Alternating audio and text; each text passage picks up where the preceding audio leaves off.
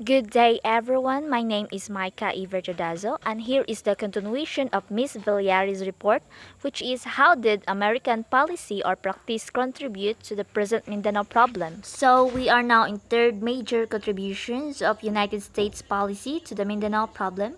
The discriminatory land laws. The Moros did not dislike only the coming of Christianized natives from Luzon and Visayas, but also the passing of several discriminatory land laws. These laws included Act No. 496 of 1902, otherwise known as the Land Registration Act.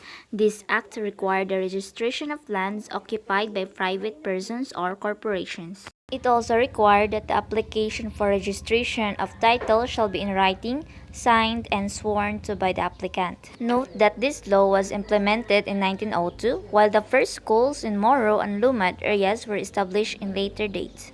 In Cotabato, the first school was established in 1903 inside military camps for Moros who wanted to serve the American Army. Lanao had literacy schools for Moro soldiers only in 1904. Other areas of Mensupala would follow at a much later date. In Act No. 718 of 1903, this law declared and void all lands grants made by Morodatus or sultans and chiefs of non-Christian tribes when made without government authority or consent. Act No. 926 of 1903, Public Land Act. This act was declared as public, example government, lands. All lands not registered under Act No. 496 of 1902. Under this law, public lands were to be disposed of in three ways: by homestead, purchase, by individual corporation, and lease.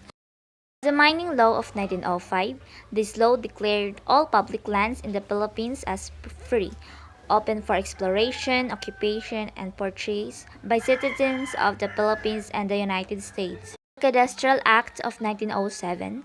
This law was designed to facilitate the acquisition of new land holdings. It was believed to have allowed the educated natives, Indios and non-Indios, bureaucrats, and American land speculators who were more familiar with bureaucrats' process to legalize claims usurped through fraudulent surveys.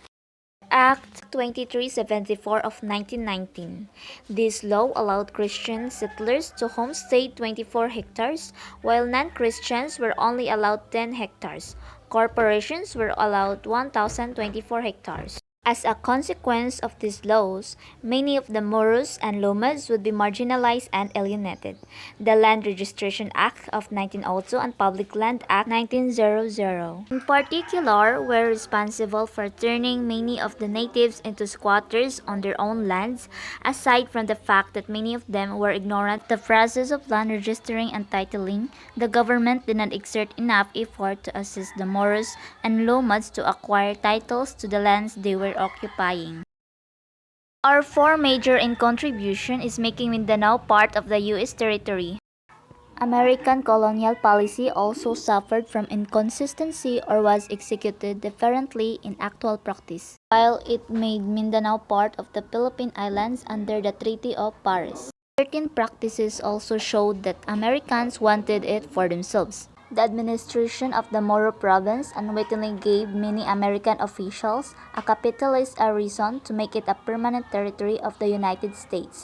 In 1909, acting Governor Ralph Hoyt recommended that Mindanao be segregated from the rest of the Philippines and incorporated into the United States.